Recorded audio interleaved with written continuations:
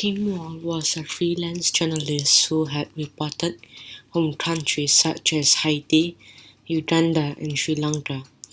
Originally born in Sweden and a graduate of the London School of Economics and Columbia University, interviewing a Danish inventor probably seemed like the kind of story that simply couldn't go wrong. But in August 10, 2017, Wall left Copenhagen harbor on Peter Madsen's famous homemade submarine and was never seen alive again. Wall was reported missing by her boyfriend when she did not return the next day. Police then sent out a rescue team to look for the submarine and found it sinking. Madsen was rescued, but Wall was nowhere to be found. It appeared that Madsen had deliberately sunk the vessel, and after initially telling authorities that he had dropped Wall off on Copenhagen Island, he changed his story claiming that an accident on board had resulted in her death and he had buried her at sea. 10 days later, Wall's dismembered torso was found by a passing cyclist. Police told reporters that Wall's coagulated blood was found on the submarine, and her limbs had been deliberately cut from her body. There were marks on her torso suggesting someone had tried to press air out of it to prevent it from floating, and a piece of metal had been attached, presumably to help it sink. 2 months after her disappearance, divers found plastic bags containing Wall's severed head, items of her clothing, and other body parts. Some of Wall's body is still missing, and it is not yet known how she died or why her body was dismembered.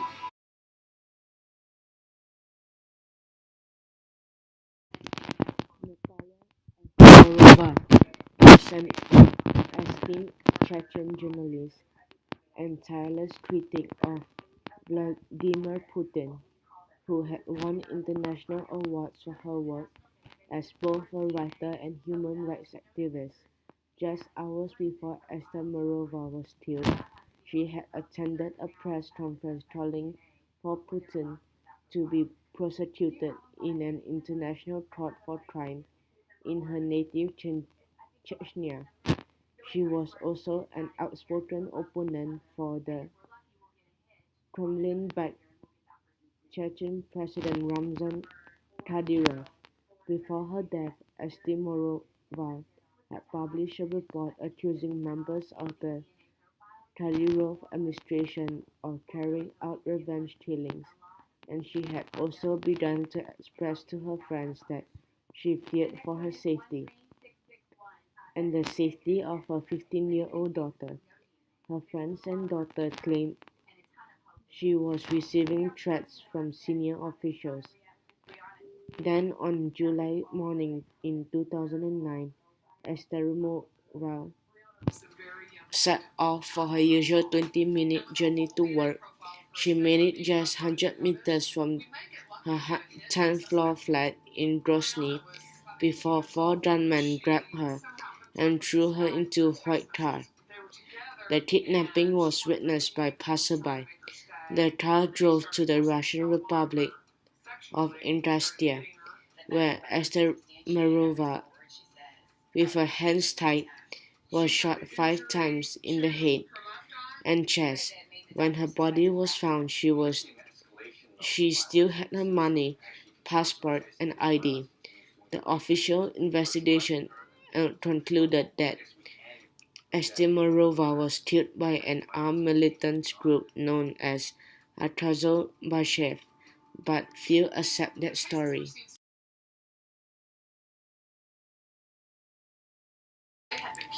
Elijah Parrish Lovejoy was an American minister, journalist, and abolitionist.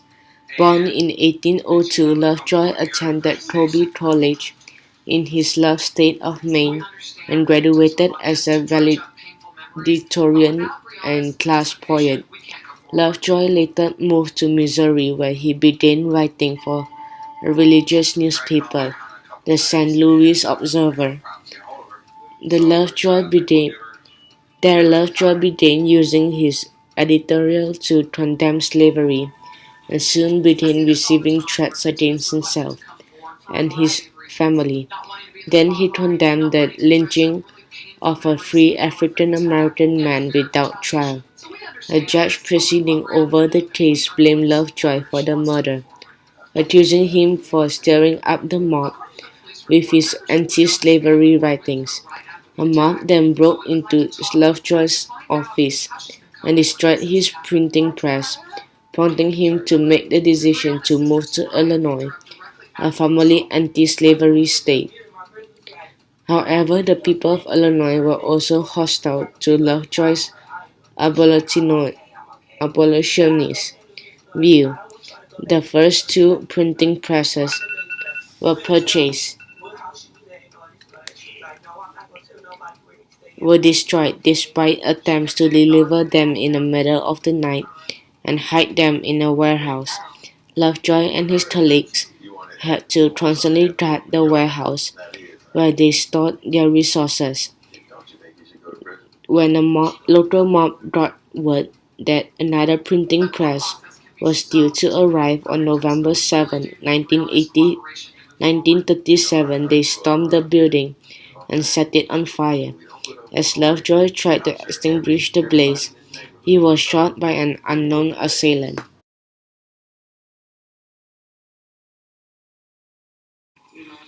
Bernard Clark was a British-born Jesuit priest and a part-time photographer for the Catholic Standard, a weekly religious Guyanese newspaper. The newspaper was run by Andrew Morrison, a Georgetown native and outspoken opponent of Forbes Burnham, a socialist leader who acted as Prime Minister and then President of Guyana from 1964 to 1985. On July 14, 1979, there was a large demonstration in Georgetown against the government of Forbes Burnham. Dark was there taking pictures when a pro-government mob began to attack the protesters. Three of the assailants then turned on Dark, beating him with staffs. He was then chased to a street corner where he was stabbed in the back with a bayonet. He suffered significant damage to one of his lungs and later died in hospital. 5 people were arrested and one charged with the murder of Bernard Dark. All 5 men were members of the House of Israel, a cult led by US-born David Hill. The cult has no ties to Israel nor Judaism, and just 7 years later Hill would also be charged in the murder of one of his followers.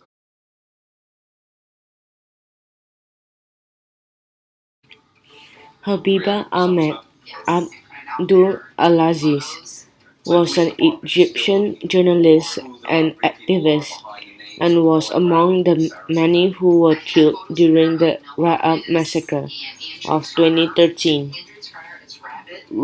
She wrote for Express News in Dubai and was reportedly on annual leave at the time and attending the protest as a civilian.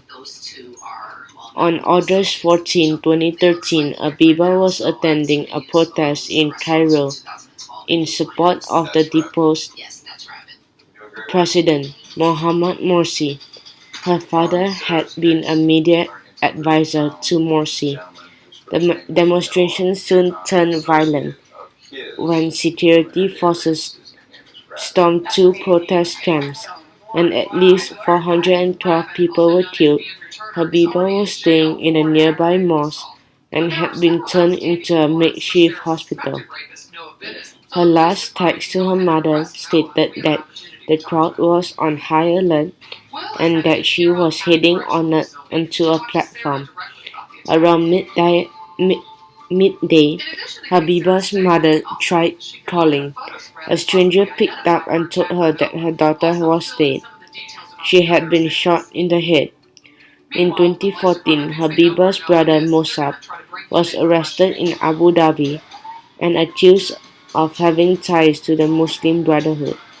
He was deported and sentenced to 3 years in prison with no right to appeal the decision. He was kept in solitary confinement and was not allowed to contact his family until 2015. He says he was tortured and forced to sign a confession.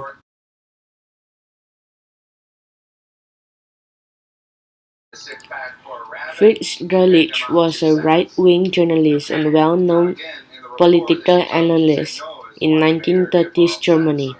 He studied history at the University of Munich and was an outspoken opponent of both communism and Nazism. He condemned anti-Semitism and even met with Adolf Hitler 3 times in 1923.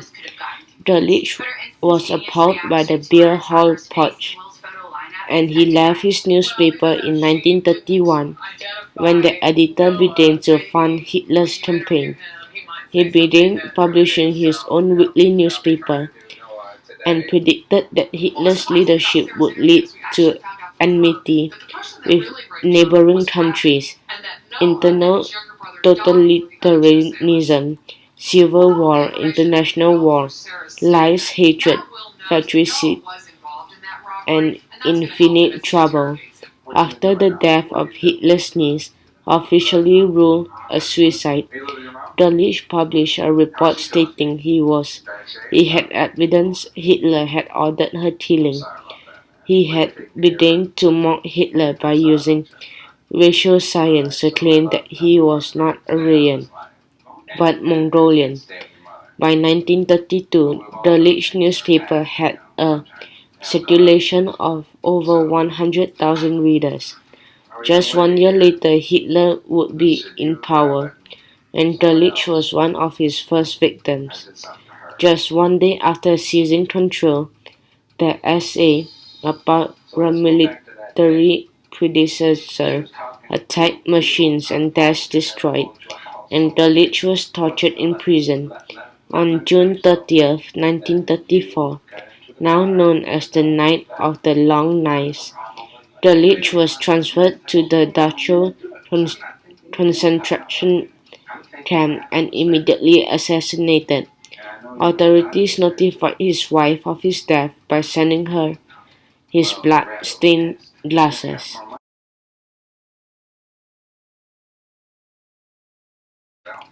Anabel Flores Salazar was a Mexican journalist from Veracruz State. She reported for El Sol de Orizaba on crime, corruption, and police activity. 2 newspapers she had previously worked for had been attacked by gunmen in 2011. She was currently reporting on the case of a store owner who had been shot dead, and she was investigating the mysterious deaths of several teenage girls in her neighborhood. At 2 a.m. on February 8, 2016, a group of armed men entered Flores Salazar's home. They were reportedly wearing military uniforms and claimed to have a warrant for her arrest.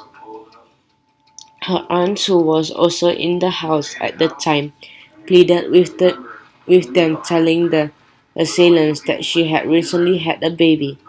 Flores Salazar was taken into one of 3 gray trucks that were parked outside, and she was never seen alive again. A day later, her body was found on the highway. In a neighboring state, she was half naked. Her hands and feet had been bound, and there was a plastic bag covering her head. She had died of suffocation. Flores Salazar left behind 2 children, a baby and a 4-year-old. She was a third journalist to be killed in Mexico in 2016.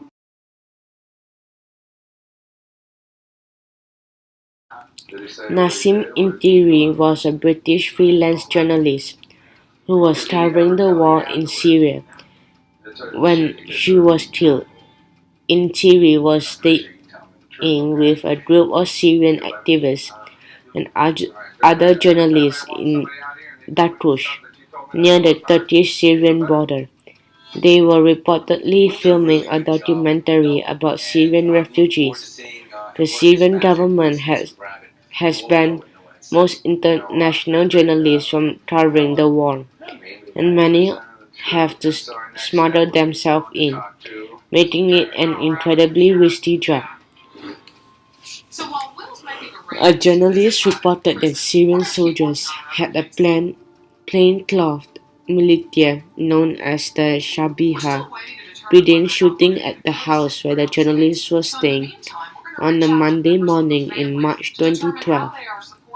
He said that the journalists were initially able to flee, but returned to retrieve their equipment when the shooting appeared to stop.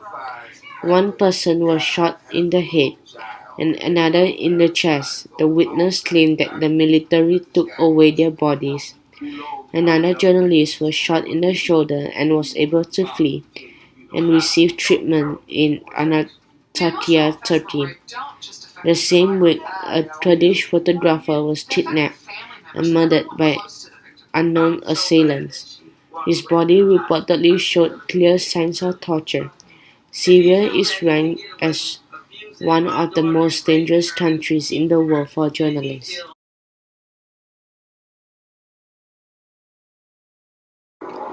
Marisol Marcia Castañeda was a Mexican journalist and the editor-in-chief of Primera Hora, a local newspaper in Nuevo Laredo. She had previously worked for a newspaper, El Mañana, that was attacked once in 2004 and again in 2006. Marisol, or Maria, also helped moderate an online site, Nuevo Laredo Live, where locals could anonymously post about local gangs. Her pseudonym was the Girl from Laredo. People posted everything from the addresses of local gang safe houses, where gang members were living, and even where they were selling drugs. Many suspect the website of belonging to the federal government. In September 2011, Castañeda's body was found decapitated on a local street. Her head was found on a large stone piling nearby.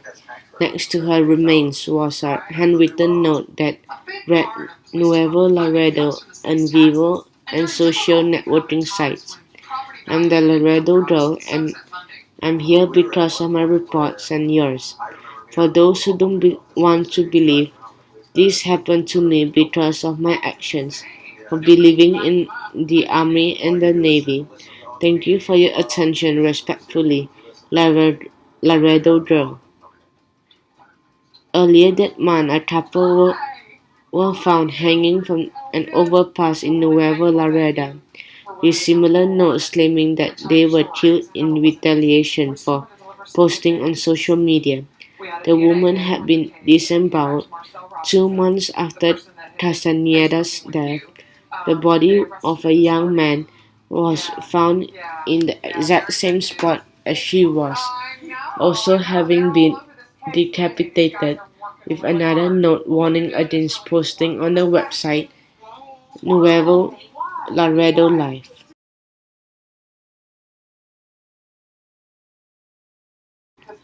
Serena Shim was a U.S. journalist who was reporting in Turkey at the time of her death. She was working for Press TV. She had broadcasted from places such as Iraq, Syria, and Ukraine, and was reporting on the presence of IS and Al Qaeda. militants on the Turkish-Syrian border. Her work is currently on display at the Arab American National Museum in Dearborn, Michigan.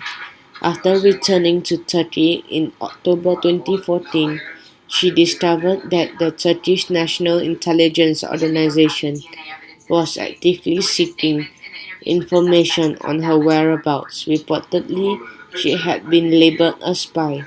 Shim stated this on a live broadcast for Press TV.